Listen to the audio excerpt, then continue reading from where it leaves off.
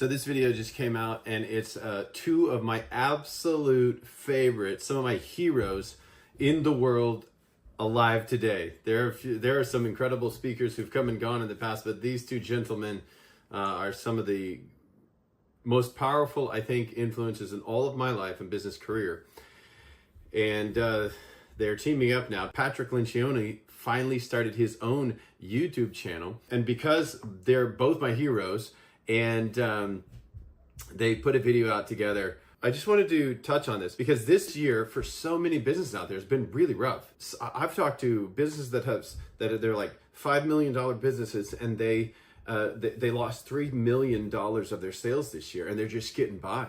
And I talked to another government contractor, and they were doing $40 million of business, and $20 million of business was cut out of their sales this year simply because of the turmoil in the government changeover. So for so many businesses out there, it's been a dramatic year.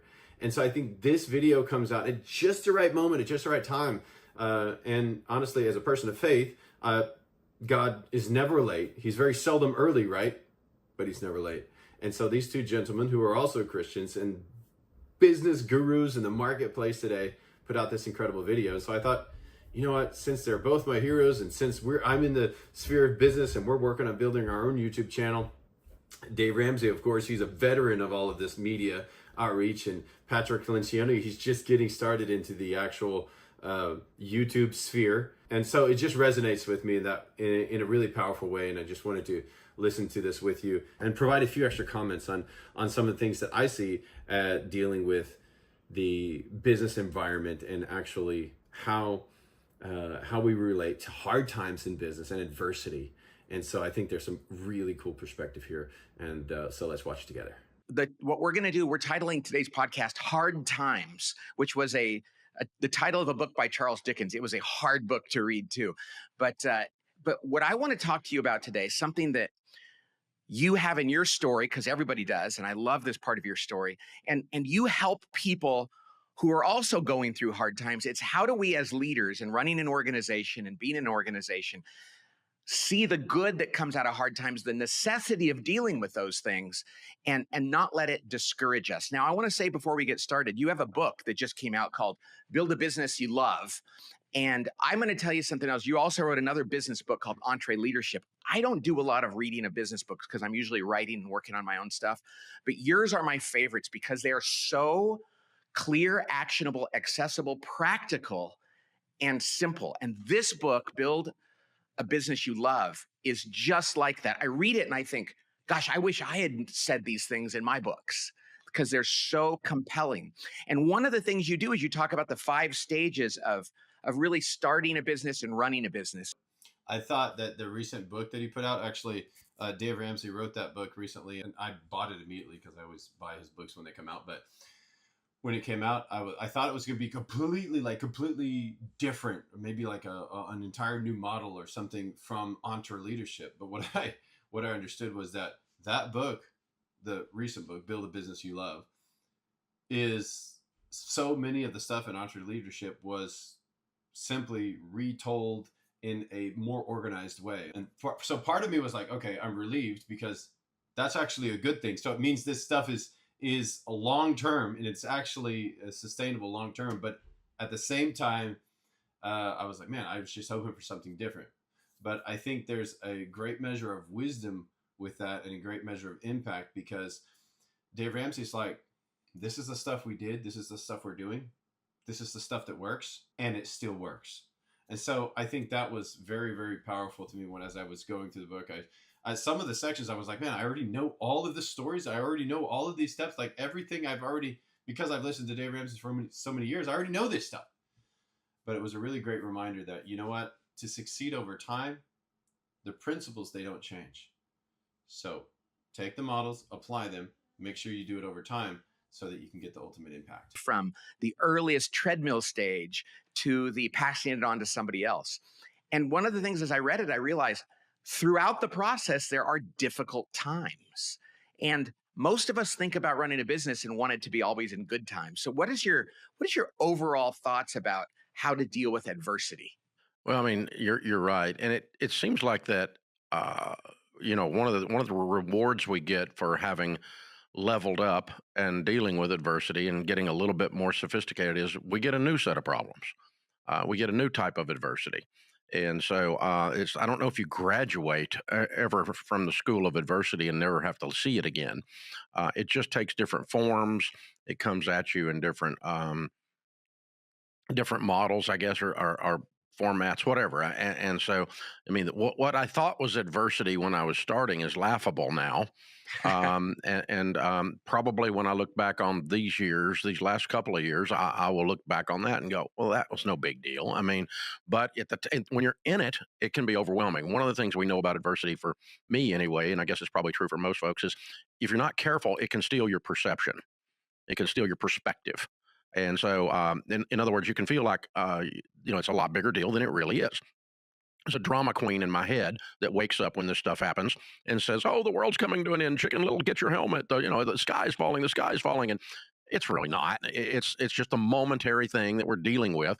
But I over dramatize it in my head, and so it gets right in front of my face, and so I can't see. I lose my.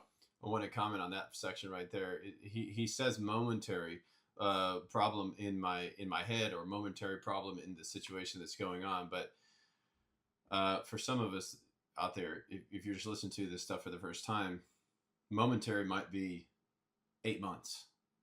Momentary might be 18 months.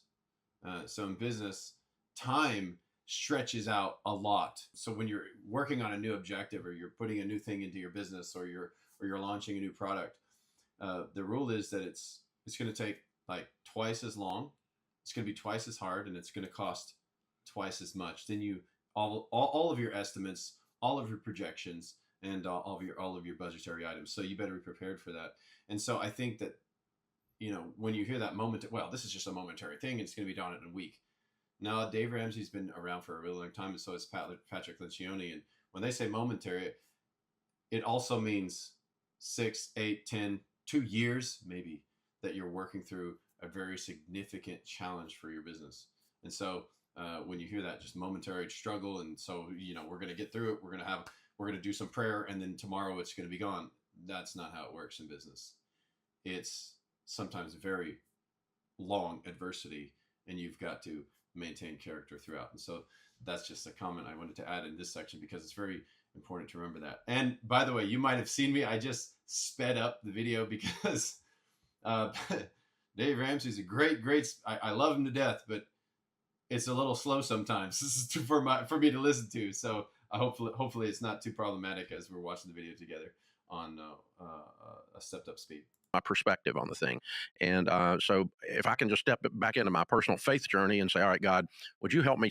I'm going to step back in prayer. I'm going to try to get above this thing and see, okay, this is a real problem. I'm not saying it's not a problem, but it is not the end of the world. It's not the end of our business. It's not the end of our career. It's not the end of our reputation. And I remember the first time we had someone write a hit piece on us, a negative article in the press.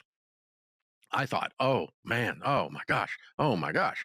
And a week later, I was the only one on planet Earth still thinking about it. Even the guy that wrote it had moved on, but I'm the only one. And it just really, it was a small blip. It really did not have any impact, except it hurt my feelings and made me mad.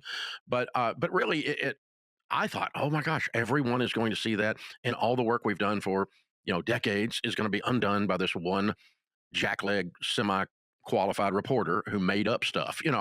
But it didn't. It was a non-issue, and and so now when that stuff comes at us, and we still get some negative press occasionally for different odds and ends, somebody just decides they're going to come at us. Now we have a different perspective. We go, oh, well, good luck with that. It didn't work the first 27 times, and it's not going to work now. So after you go through that a number of times, you get better at dealing with it and having a better perspective. Take us back to the card table days. I know people probably ask you about that, but a lot of people don't know that story. So it's so important to remember, as you work through some of those really significant challenges, they don't destroy you. That kind of lends to the idea that what doesn't kill you makes you stronger. But so many times, so many things in business make you feel like you're gonna die, like your business is gone, and it's really not. It's simply the challenge that you have to face today, the challenge that you have to face this week, and although it may be challenging and very scary, it's not the end of the world for your business. So it's going to be cool to hear what he says about that startup phase. And this whole thing that you do got birthed out of hard times, right?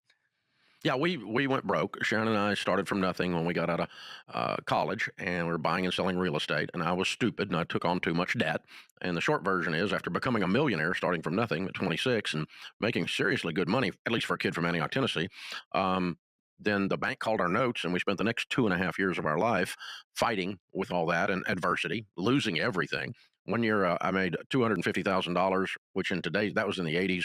So today that'd be like $1 million. It was a great year. The next year I made $6,000 because I spent the whole year selling stuff, trying to meet the obligations with the banks, trying to keep the foreclosures from happening, and still wasn't able to do it. But 2.5 years later, with a brand new baby and a toddler and a marriage hanging on by a thread, we were at the bottom and hit hard.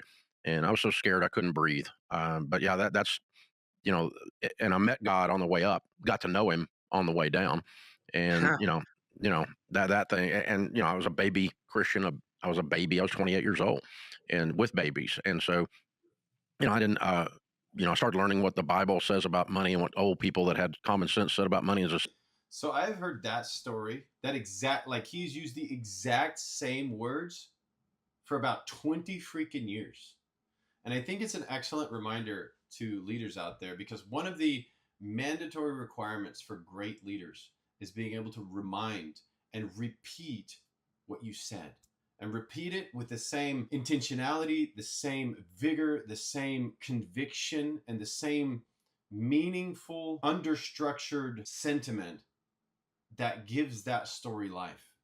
Because that story for you, for your life, for your business, for the thing that you're creating in the future, that gives it life. And I know Dave Ramsey has told that that's like said those, like you can hear, as I hear him say those words, I've heard them say those exact words maybe 1,000 times. And if I've heard him say it 1,000 times, that means he's told it probably 100,000 more times as he's worked through building the company. And I think there's a very key point for so many leaders out there. We have to repeat ourselves. We have to, first of all, understand the story and not be too embarrassed to talk about it, where we've been, where we've come from, and then repeat that story, because that story gives the work that you do so much more meaning, so much life. A really important lesson from this that he just said is, I was really stupid. I made $250,000 one year. The next year I made like zero, or whatever it was, super low number. And he wasn't like embarrassed about that. It was like, that was a defining moment of my life that created, like right now, I think his net worth is over $1 billion. It's not super public. And, you kind of have to dig to find out exactly, to understand exactly, but it's over $1 billion. And at that point, it was negative a couple million. And so he's returned greatly from that. I think that's a really important lesson here. Same thing, get out of debt, live on less than you make, be on a budget, be generous, these kinds of things. And so, we start living our lives very specifically that way as as the only way we knew how to begin to heal from that, because it was hard on every facet of our lives. It wasn't just a financial setback. Well, and that's the thing when you're dealing. And I've been to your office when people who are debt free come in to do their debt free scream, and they celebrate that they've finally gotten out from under it all. And it is not just financial; it is about every part of your life. Now, the question I have for you, Dave, is what would you had you not gone through that? What would you be doing today? Would you still be in real estate? I mean, like how did that really difficult situation? How did that play out in terms of changing the course of your career and where you are today? Well, it started, I guess. Okay, we had to figure out something I have learned to this point did not work. I'm thinking about, okay, I've got a degree in finance, and here I sit bankrupt. So my finance professor in college, who was broke, said, borrow all you can. So I think probably, a finance professor that's very important reminder, listen to people who have been there and done that. If you ask your uncle or your Aunt Jane and they've never recently done the hard thing that you're working through, the advice is not very useful. You have to listen to people who have actually been there and done that, or maybe they're doing it right now. Very important lesson. Don't skip that. Broke's like a shop teacher with missing fingers. So I needed a new mentor. I needed some new inputs. And so we said, okay, so it started with us just learning something to, after we did an autopsy on our stupidity, and said, okay, I've got to learn. There's got to be some takeaways so I don't go back. I don't want to repeat. So, okay, what went wrong here? Well, I violated these basic common sense things and built a house of cards. And no kidding, it came down. We want to violate the principles and still have the great results. You can't violate the principles. You have to follow the principles if you want the results. And the principles, you can violate them for a period. That's the incredible thing about life is you get to do whatever the heck you want, whatever way you want. But if you violate the specific principles like leveraging too much debt, it will crush you in time. Like in 10 years, maybe not in 3 or 6, but in 10 years it will. That's the point that he's referencing here. And I think between the lines, you can hear that. Don't try to live outside the principles. They're there to help you, guide you, move you forwards and upwards. So, okay, we started living it was the first thing. And then a pastor called me from the church and said, hey, there's a guy in my office, and pastors don't know, beans about doing a budget themselves usually. And so he said, there's a guy in my office getting foreclosed on. He goes, can you help him? And I'm like, yeah, I used to buy foreclosures, and then I was one. Yeah, I can definitely help him. And so I went over and sat down with him and his wife and cried with him, and was able to get on the phone with a mortgage company and worked out a deal, a forbearance where they paid payments and catch up, and saved his house. And when you do that once at the church, you get to do it like 27 more times. So it started. Then I started end up coaching or counseling, if you will, just as a ministry. And so it turned into a curiosity. I went, this stuff works not only for me and Sharon, but I can show these people who are hurting a way out, and I can help. Well, and that's exactly the same way our business has worked. Honestly, so in the Christian world, you have a church, and there's people in the church, and a lot of people have challenges that they're working through. And the great thing about being in a community like that is you get to try out your advice on a kind of a warm and is kind of more secure environment. And then once your advice is actually useful and actually works, and people see the value of it, it's like, oh, you can actually provide that product to a wider community and actually serve even like non-church environments. You can actually expand that into an actual a real business model. And that's even partially the way it worked with our company. And so I really resonate with what he said right here. Help them get some of the condemnation shame off of it, because I've been there too, and just share my personal story of failure, which lets other people be free. And which, by the way, Jesus also had a really terrible story. The whole part about the cross and the crucifixion, that's a little rough, but there's victory in the end. So it went to a curiosity, and then a guy called me from a restaurant group in the area and said, hey, one of my managers has an IRS lien on his house. He's getting ready to lose his house. Can you help you? I'll pay you a consulting fee. And I went, yeah. And I went over and helped him get that wiped out and get it moved around. And then he goes, hey, would you come speak to our managers group? And I'm like, yeah. And he goes, I'll pay you. And I'm like, how much? And he said, $250. I went, wait a minute, you're going to pay me to talk? Oh, I like this gig. And so, so that, it went from curiosity to the beginnings of a career. And then the further we got into it, the more we realized the power of the wounded healer, the person who's been wounded, walking in something and setting folks free. And so it went from, personal to curiosity to career to calling. And then that's been the last 40 years is calling. But it started on a card table in my living room. It's so crazy because I've heard the story, but every time I hear it from you in a different context, I learn different things. But so what happened is you suffered and got hit really hard, and then you became generous in helping other people. You didn't wait till you were perfect. You started helping people out of your poverty, if you will, both literally and figuratively. And through that, you came to discover the business, the work that you loved, and that's changed the world. So many of us think that we have to have everything perfect before we go out and launch something, before we serve somebody, before we do anything in this life. And we have to look perfect, be perfect, maybe have all the education, everything. But you don't start there typically. You start with an experience that created a very foundational change in your understanding of how to live, how to act, or how to live out certain principles. And the deeper understanding gives you the credentials to be able to help other people.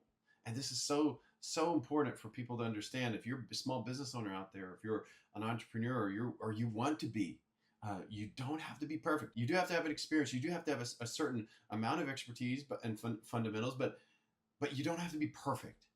And so you start before you're perfect. When you look back, it's like you could not have done that had you not suffered. Like you said, you were the wounded healer. To be a wounded healer, you have to get wounded. And so many people think in life that I'm supposed to avoid wounds at all costs. Yeah. Well, I mean, unless you're like psychologically disordered, you try to avoid wounds. I Right, mean, nobody right, walks into it on purpose. That would be weird. right. But then when it comes, we don't act like like you're the first person this has ever happened to. Um, a friend of mine got cancer a while back, and said, "How's it feel when the doctor walks in and says that diagnosis, and you're sitting there on the table?" And he goes, "I thought to myself, oh, that's what it feels like to get that diagnosis." And I said, "Did you ask why me?" And he goes, "No, I kind of said, why not me? I mean, everybody, there's a lot of people with cancer." He said, "Why not me? Why would it be? Why would I be different?" And I thought, wow, that was pretty. I don't know if I'm going to be that generous with myself or not, but man, that's a wonderful perspective. And to go, well, why not me? What suffering is here? I shouldn't be shocked. Why not me? It's crazy as I'm talking to you. I think about it's ridiculous to think that your job is to help people just with finance because you help people with things. I mean, I listen to your radio show, right? I know what the debt snowball is. I know the advice you give, but you give that financial advice in the context of life advice. And I think every leader and every manager is involved in ministry far more than just the details of what they're doing. And so as I'm sitting here listening to this, it's ridiculous to think that Dave Ramsey is a finance guy because I think you're a wisdom guy and that wisdom comes from scars like all people. But the thing I want to ask you about is this word that you just used, and that is, so when something bad happens to somebody, shame, I think, is the crusher. Hmm. Shame is the crusher. So looking back, or if somebody's listening to this and they're struggling in their business or in financially or as a leader or whatever else they're is going through, how do you fight off shame? You know, sometimes when I'm talking to somebody on the radio and they go, "Well, I did this thing and it was really stupid and I was stupid and stupid, stupid, stupid." I'm like, "Yeah, that was stupid. I get you. I agree. Welcome to the human race, dude." I mean, I've never met anybody who hadn't done anything stupid at one point or another. Different flavors, different sizes of stupid, different time frames of stupid. But I mean, most everybody I run into has done some level of stupid at some point, and some of us made a living doing it. I mean, it's like I fail forward, I think, around here.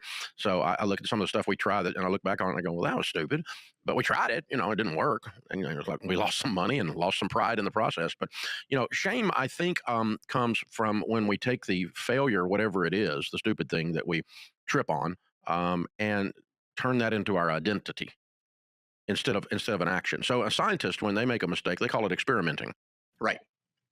It's like, okay, that means I found another way that doesn't work. So let's find a way that does work. And we keep trying to, change the formula, change the chemical compound, whatever it is you're working with, whatever it is, to change something and iterate, iterate, iterate, and fail forward until you narrow in on the thing that actually works. But scientists don't come out, they don't go, oh, it didn't work the first time I tried it. And I must not be a very good scientist. And I must be really dumb. And all these degrees I have and letters after my name. And I failed. They don't internalize the shame. They don't turn it into an identity. They just go, it's an experiment. Didn't work.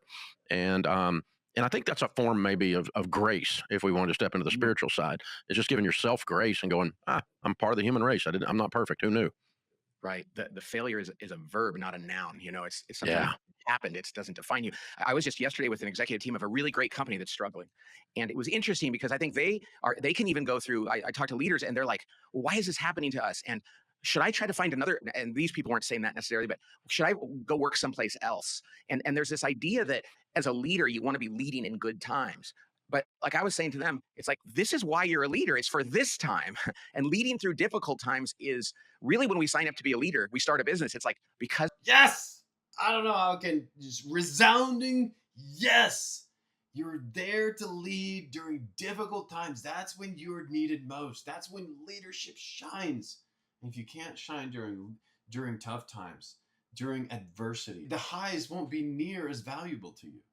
But in these lows and these painful moments, if you work through those with a team and you demonstrate that noble character and you experience the noble character of your team, it's just unimaginably fulfilling. it's going to get hard. It's like you get married and they say for better or for worse. Well, you prove your worth when it's worse. Yeah. And yet when it comes, we want to run from that. And I mean, I know I feel that way too sometimes. And yet you look back and it's the scar tissue that makes you tougher. And but now what happens, Dave, as you get to this place? And I'm like, so next week there's going to be a big challenge. How do you deal with it differently today than you would have 20 years ago? Well, I try to use the faith builders that got me to this point. These other things happened and we didn't die from them. We weren't put out of business by them. And so, this is a pain in the butt. I don't like it. I'm mad about it. I'm going to fight and try to work our way through the thing. but it's probably not going to be very weird if it did take us out, because nothing to this point has taken us out. Not that Right. we're invincible. That's not the point. But the point is that these things in our head, the drama queen tells us that the sky is falling, and it's really not. It's a temporary disorder, and we've got to work through the grossness of it. We have to clean up the poop, and just shoveling poop is part of leadership, right? And that's just what we do. Yeah, that was my question. You just repeated from the beginning because you're right. That's what you have learned. Okay, I want to ask you about these 5 stages in a company because I think it's fascinating, and I haven't thought about it like this. And a lot of this we can think of. You do a lot of work with entrepreneurs, and you have Entre Leadership, the book, one of my favorite business books of all time. Entre Leadership, so practical and accessible. And this Thank you. Build a Business You Love. You do a lot. You have the Entre Leadership Summit that you do. So you're really helping people who are starting businesses. Personally, I felt like Entre Leadership and Build a Business You Love. I know I said it at the beginning, but the kind of like wow factor was in Entre Leadership, that first book. And then Build a Business You Love was like, oh, okay, so we've got to keep going. And then growing those businesses, sometimes quite large. But this early stage, the first stage of running a business, you call it the stage of being a treadmill operator. And it's about where it's all up to you. You're doing all the work. You don't feel like you're making a lot of progress, but you got to keep going, because if you stop, everything else stops. And think back about, I remember that stage at the table group. And so what advice do you give to somebody in the treadmill stage? The biggest advice is don't stay there. Get out of it. It's not sustainable, because you're just running your legs off. I mean, you just go go go go go go go go go. It's an exciting time. It's when your dream has been born. You've opened the business. You're enthusiastic. You're ignorant about how hard this is going to be, so you still think you can do it real quick. And it's all that's really wonderful. But all the revenue depends on you, and all of the production depends on you. And so if you step off the treadmill, the income stops. If you get sick or you want to take a vacation, the income stops. And so technically at this stage, you don't even own a business, you just own your job. And so our friend Michael Berger, that wrote E-Myth, you and I both know Michael, and he says in the E-Myth, learn to work on your business, not just in it. At this stage, you're just working in it. And I would come home from work and I put in a 15-hour day, and I would flop on the couch and lay back and roll my eyes, and Sharon would go, well, what'd you do today? I said, I don't know, but I did a lot of it. And it's just, it's a lot of chaos, and you're just going, and there doesn't seem to be a plan. It's crisis to crisis to crisis to crisis to crisis. And so that is not a 10-year plan. You can't sustain that. You can do it for a year, maybe 2. But most of the time, you need to get up and out of that as fast as you possibly can before the excitement wears off and the fatigue sets in of this, and it becomes a slog. I love that, because it is exciting in that initial stage, because you go, hey, that worked. And then you're like, and I have to do it again tomorrow and the next day. Now, here's what's key, though, I think, Dave, is you better love at least the work itself. Because yeah. And I know people that have started businesses they don't particularly like. It's like they build a business they don't like, and so you can't even get the treadmill phase right away. The burnout hits. You're not going to make it. Right. Small business at every stage is just too hard. If you're not doing something that makes you smile, that causes you to just go, "Whew, we just scored a touchdown, the Super Bowl. By God, here we go." If you don't get your juices going from it, you can't keep at it. There's too much crap comes at you. It's too hard. And so you got to have something akin to a calling that sustains you. If you're just doing business for money only, you won't make it. You won't make it because it's too hard. Money's not gratifying enough to cause you to fight and push through the fatigue. And I got the flu, but I got to go to work anyway because I'm the only, by God, one that gets this stuff done. And that's the stuff you're doing at the treadmill stage. Yes. I talked to a CEO the other day. He was being funny about it, but he's like, we need to increase our revenue. So I decided, I went online, I asked ChatGPT, what should I do? And he said, you're not going to do well. No, and you're not going to be, I don't want to be the customer of that company. Exactly. We've all been the customer of that company. Yeah, so you go from the treadmill to the next 2 stages, which is the Pathfinder and then the Trailblazer stage. They're not the same thing. Tell me about what those look like. Well, to level up out of treadmill, you've got to get above your business and block time and actually become good at time management. And you've got to start doing your first hires so that there's somebody else that's a worker bee alongside you that's making the revenue, making the widgets, so that it's not all dependent on you. So you get your first couple of hires in. You're starting to do a budget, and you're doing treadmill, and you're doing you're doing some good time management, and that's going to level up, like you said, into Pathfinder at that point. Now, Pathfinder is a lot of fun also because now you've got some camaraderie. Now you got a band of brothers, a band of sisters. Just to touch on that last section for a minute, because they talked about if you're not doing it for more than a purpose, or if you're not doing it for something that's greater than the work itself, for some intrinsic and very powerful moving purpose for your business. If you are in a business and you're like, well, I just started this, and it kind of makes me money, and that's why I started it. But now we're kind of bigger, and now I'm not really sure. I don't really know if I started this for anything else than just trying to get out of the workforce and trying to make some money. If that's you, you need to establish the purpose. But I want to kind of calm some of the nerves here. Like, well, I just got into the business to do that. Now I don't have a business with purpose. Now what do I do? It's okay. Calm down, because you can establish the purpose for what you're doing. And I make a lot of videos about this. I believe very strongly that every business, if you built it, if you have genuine good people and you genuinely want to serve people and help people in some way, and you build a business around that, and typically that's where businesses come from.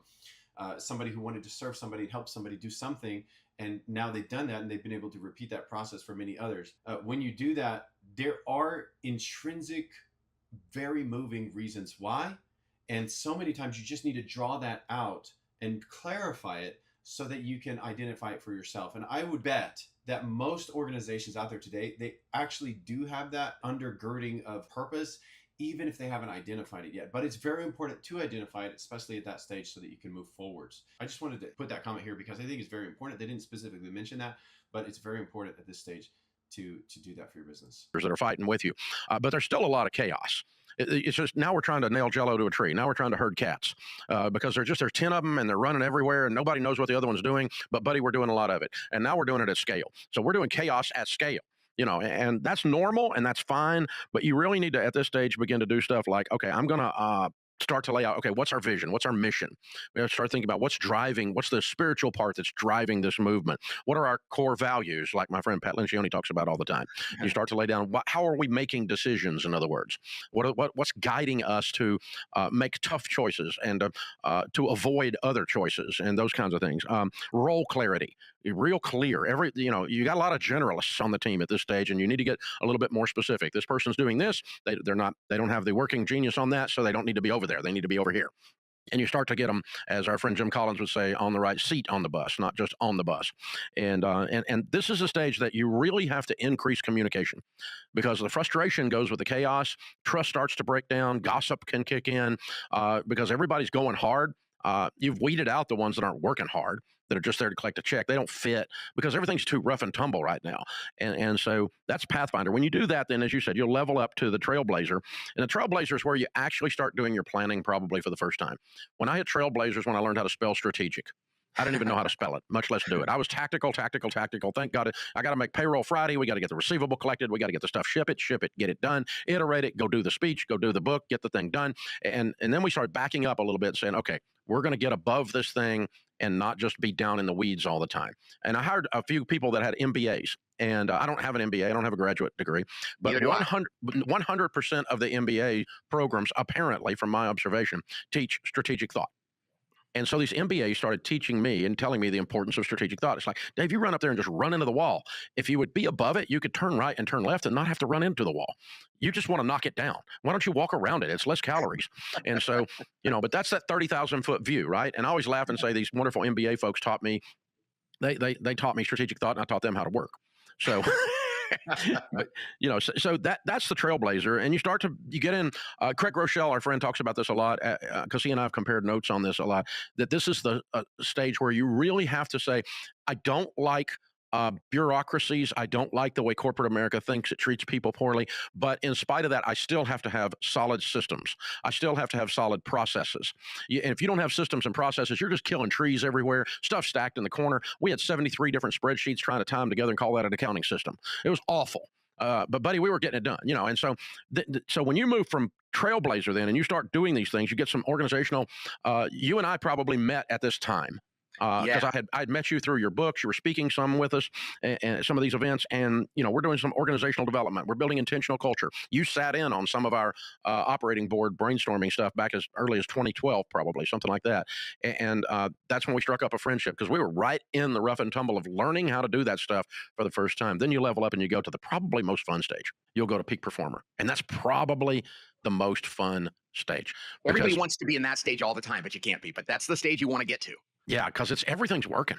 I mean, systems are in place, planning is in place. You've got about 3 levels minimum of leadership, probably at that point. So you've got leaders that are leading people, and so it's a lot of concept, a lot of culture is very, very important. Everything's working. The product is starting to hum, and the profits are there. You're stacking cash. I mean, there's a basement full of cash. It's awesome. You are making money, and everything you touch seems to turn to gold. You kind of got the Midas touch. People want to write articles about you because you're smart. Now, finally, where were they back in the days when you weren't smart? But anyway, now all this stuff is going on. And I like Alex Ramothi. He says at this stage, like, nobody actually needs the encouragement, but at the stages that you actually need encouragement, you don't really get it. But only at this stage, when you're like a peak performer, do you ever get it. And it's like Patrick Lencioni alluded to this. Like, you get into that stage and then you kind of step out of that stage sometimes because of the adversity of business, because the cycles of business that you go through. Not every business gets to stay in that all the time. And so, just like for my business, it's been the same. You get to that stage, and then it's like, okay, I reverted back for this period because of this situation that I completely was outside of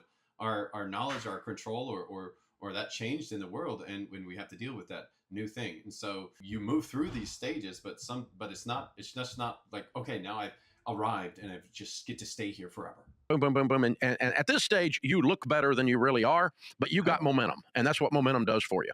And so I love this stage. But I love what you said here. There's something you have to guard against in this stage. There's only one problem at this stage, and that's hubris. Hubris. Yeah. And you'll again, How the Mighty Fall. Jim Collins talks about it. And hubris is I'm as smart as everybody thinks I am. No, you're not. No, you're not. You still got to break it before it's broken. You still got to shock the monkey. You still got to and reset the organization chart. You still got to do fruit basket turnover ever so often. You got to do whatever it is that we got to do to keep the vital, to keep the thing vital, to keep it alive, instead of just believing your own press is slowing down. Because as soon as you take your foot off the accelerator, your competition or the wave of disruption will just run over your butt. And so this is a time you better play hard. You know, we have momentum in the second half of the game. Put the ball in the end zone. Oh, and then do it again. And then do it again. Don't stop and go, oh, we got the game. No, finish the game. Play hard, play hard. And I don't know how long you stay in these different stages.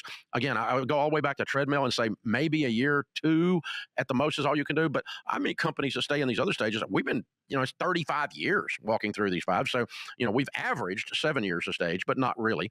It's been more than that in some of the stages. So I like to think we've been in Pathfinder, but really 16 years ago, we started working on stage 5. I'm 64. When I was 48, I realized I'm going to die someday.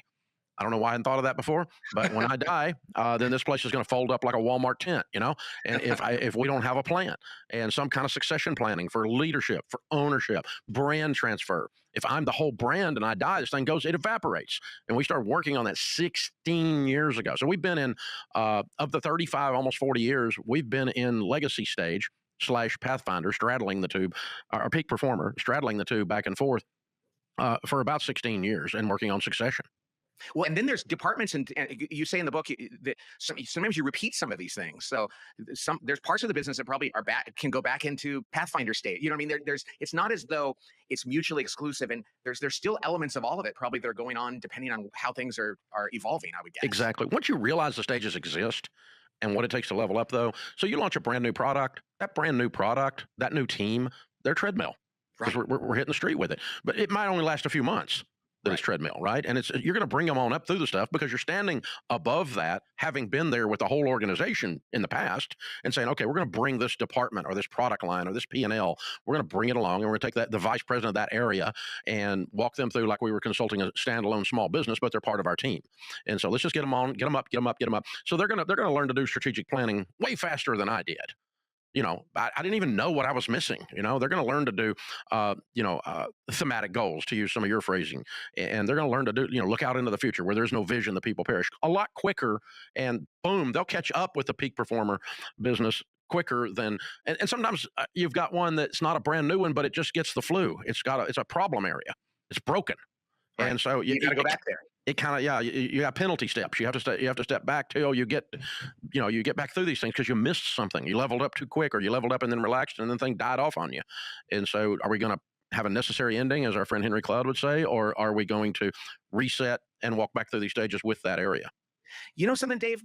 We're going to wrap up here just a second, but one of the things that shocks me about you, as a guy who spends so much time giving other people advice, and you're very comfortable with that, you're very good at that, it's fun to listen to you do that. I don't think of anybody, I mean this sincerely, I don't think I've worked with any friend, client, partner, whatever, your friend, who learns more. Like you take other people's stuff and apply it. Like of all, Boom! Take the information, apply it so that you can prosper.